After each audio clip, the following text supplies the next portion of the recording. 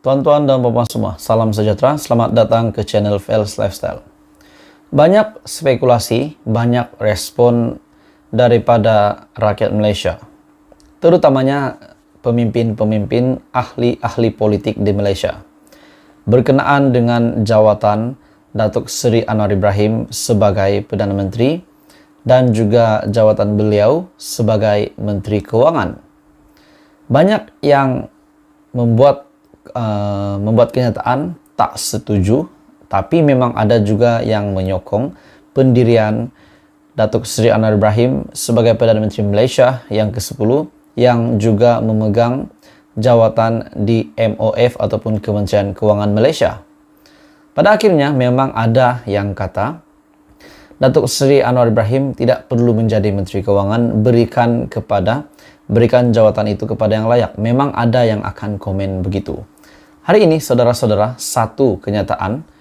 Perdana Menteri pegang jawatan Menteri Keuangan bukan masalah.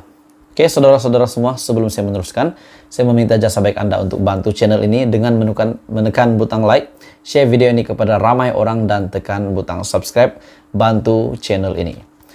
Saudara-saudara, adakah Anda setuju dengan pendirian Datuk Seri Anwar Ibrahim sebagai Menteri Keuangan dan juga beliau juga adalah sebagai Perdana Menteri? Anda boleh komen di bawah.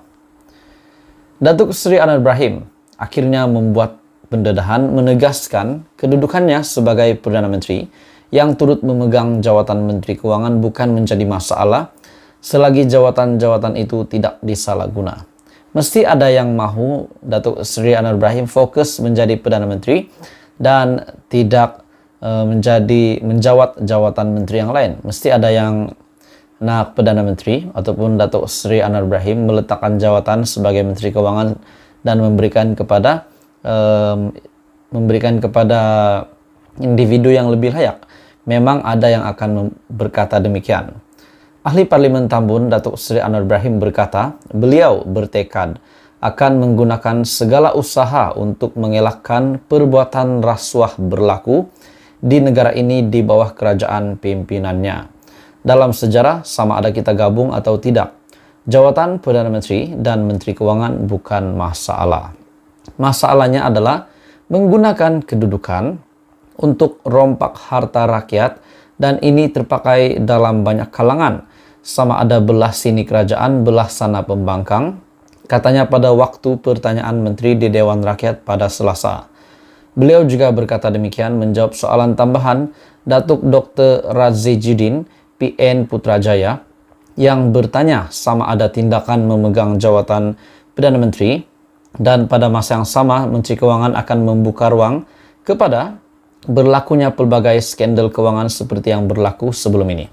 Adakah ini bermakna PN Putrajaya mengakui bahwa kerajaan pentadbiran yang lama, di mana kerajaan PN pun, di mana parti PN pun pernah menjadi kerajaan, dan pengakuan ini beliau bertanya sama ada tindakan memegang jawatan PM dan Menteri Keuangan pada masa yang sama akan membuka ruang kepada berlakunya pelbagai skandal keuangan seperti yang berlaku. Adakah PN Putrajaya mengaku memang PN pada ketika menjadi kerajaan dahulu memang pernah melakukan pelbagai skandal keuangan seperti yang berlaku sebelum ini? Jadi ini adalah satu kejutan besar. Mengulas lanjut, Perdana Menteri menjelaskan walaupun pelbagai persepsi dibuat terhadapnya, beliau akan menghalang rasuah terus berleluasa. Itu saya sangat setuju. Teruskan bersama di dalam channel ini untuk perkembangan-perkembangan politik yang seterusnya. Salam sejahtera Malaysia. Tuan-tuan dan puan-puan semua, ada satu perkembangan terkini, isu terkini yang bagi saya sangat mengejutkan. Seperti yang kita tahu, Tun Mahathir, bekas Perdana Menteri Malaysia sebanyak 2 kali, telah kalah teruk, tidak dapat kembali wang taruhan semasa pilihan raya umum ke-15.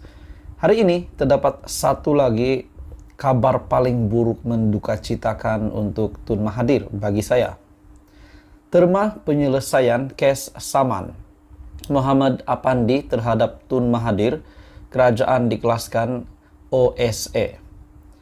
Terma-terma penyelesaian berhubung kes saman bekas Peguam Negara Tan Sri Muhammad Apandi Ali terhadap bekas Perdana Menteri Tun Dr. Mahathir dan kerajaan berhubung penamatan kontraknya sebagai peguam negara dikelaskan sebagai rahsia di bawah Akta Rahsia Rasmi 1972. Di dalam isu ini yang saya sudah teliti, saya lihat Tun Dr. Mahathir diarahkan ataupun perlu membayar sebanyak RM2 juta.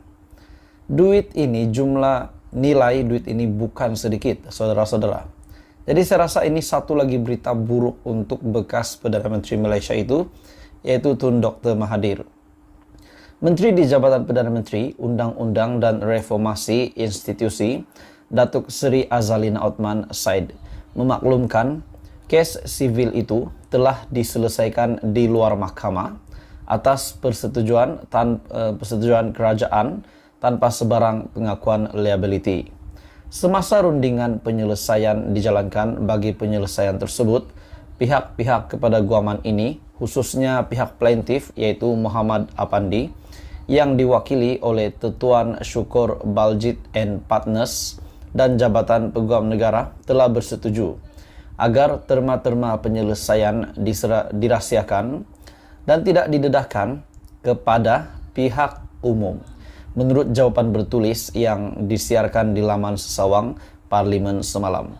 Oke, saudara-saudara, sebelum saya meneruskan isu hangat ini, saya meminta jasa baik Anda untuk mengambil masa Anda sebentar untuk menekan butang like, share video ini kepada ramai orang, dan tekan butang subscribe.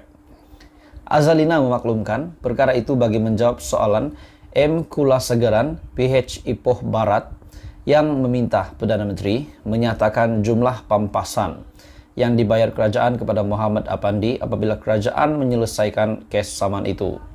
Pada 13 April 2022, Mahkamah Tinggi membatalkan saman itu selepas kerajaan bersetuju untuk menyelesaikan kes tersebut tanpa sebarang pengakuan liability dan juga terma-terma penyelesaian tidak boleh didedahkan. Pada 13 Oktober 2020, Muhammad Apandi memfailkan saman menamakan Dr. Mahathir dan kerajaan masing-masing sebagai defendant pertama dan kedua, memohon antara lain perisytiharan penamatan kontraknya sebagai peguam negara yang dibuat oleh bekas Perdana Menteri pada 2018 adalah tidak sah. Muhammad Apandi yang merupakan hakim Mahkamah Persekutuan sebelum dilantik sebagai peguam negara pada tahun 2015 memohon ganti rugi khas sebanyak RM2 juta lebih, ganti rugi am dan teladan, kos dan relief lain yang difikirkan wajar oleh mahkamah. Jadi saudara-saudara, ini satu lagi isu ataupun satu lagi pendedahan yang paling mengejutkan kepada bekas Perdana Menteri Dr. Mahathir, dan ini berlaku semasa pentadbiran ataupun pimpinan Dr. Mahathir sebagai Perdana Menteri.